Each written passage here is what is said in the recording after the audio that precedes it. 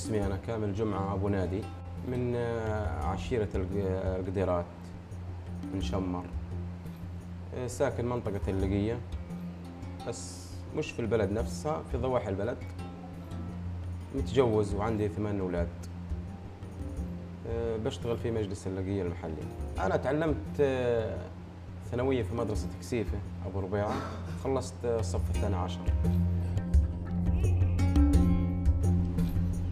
احنا كنا ساكنين في محل ثاني بس قريب من هالمحل، والحكومة قامت وبدها تسوي مشروع مجاري لبلدة اللقية ولبلدة ميثار وحورة، فطلبوا منا يعني نرحل.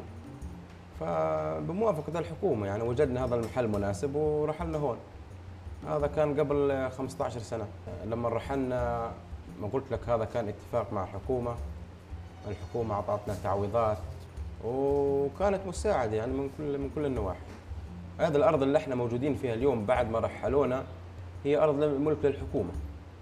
الحكومة أعطتنا إياها عشان نسكن فيها إلى حد ما يكون يعني حل لكل العائلة.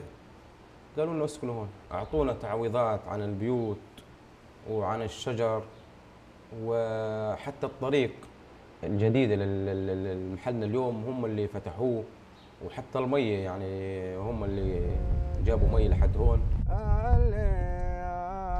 دايما تضمر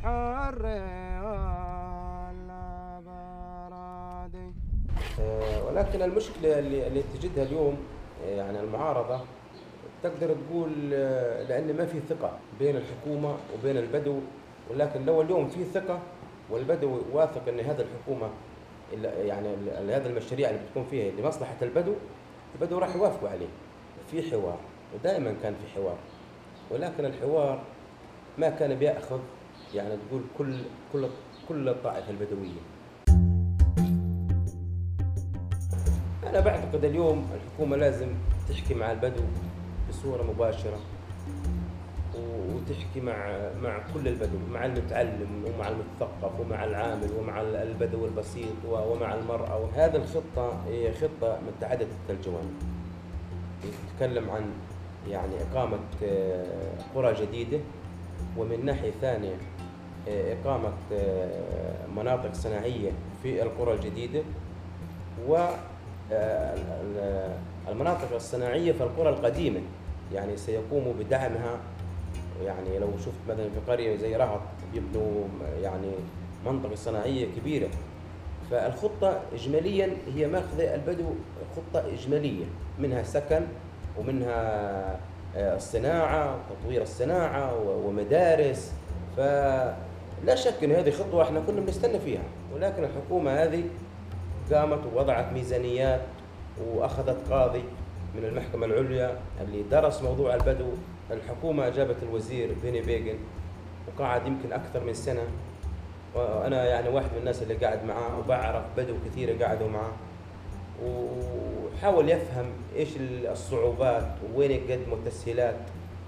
الحكومة اليوم وضعت ميزانيات، وكل بدوي ما في قصة يعني سرقة أراضي.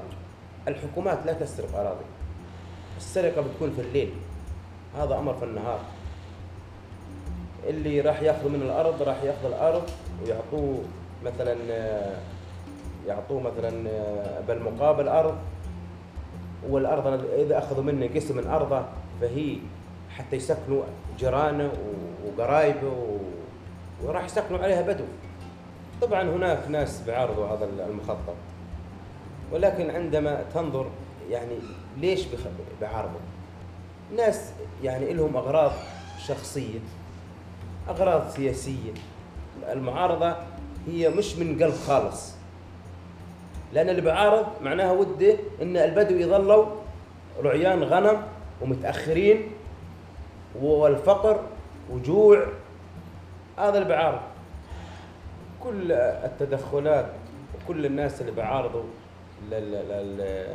لقانون برافر هو ناس لها وتر، لها أهداف يعني غامضة. هذا كلها أسباب سياسية. ناس بتجي من الشمال ما همها البدو 60 سنة عايشين زي كده، ما همهم إياه. بس بدها تركب على ظهر البدو وترفع الأعلام ونعارض حتى البدو يصوتوا هم في الكنيسة. الحين الحكومة لما بتفكر لمجمل السكان، بتشوف مشكلة البدو مشكلة عويصة، فما بتنحل لا مشكلة التعليم ولا مشكلة الصناعة ولا مشكلة التجارة ولا مشكلة الخطوط ولا مشكلة البناء، إذا ما بيمشوا ويسووا مخطط كبير يحل كل المشاكل ورصد ميزانيات ومشاركة الجميع فيه.